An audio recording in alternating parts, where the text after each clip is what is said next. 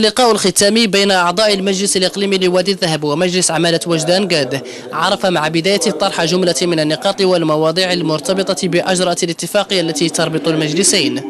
اقتراحات خرج بها المجتمعون من هذا اللقاء في بيان ختامي ضم 3 نقاط أكد الجميع من خلالها على أن تحقيقها يأتي في أولويات مسار تفعيل الاتفاقية الثنائية بين المجلسين.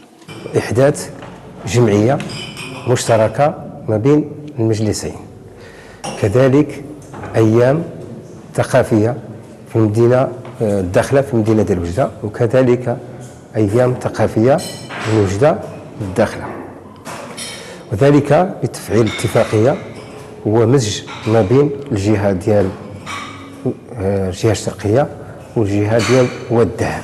اتفقنا مع السيد الرئيس والسادة أعضاء الوفد على أنهم يمدون يد المساعدة لهذه الطلبة، ودشنا الخط بوضع بين يديهم ملف يتعلق بأحد أبناء هذه الجهة، الوقوف معه في خصوص الأمور المتعلقة بالجامعة، بالإضافة بطبيعة الحال إلى تنظيم أيام ثقافية في كل من وجدة والداخلة.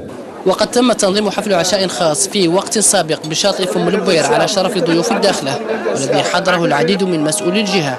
حفل يأتي في ختام زيارة العمل التي يقوم بها أعضاء مجلس عمالة وجدان قاد إلى مدينة الداخلة.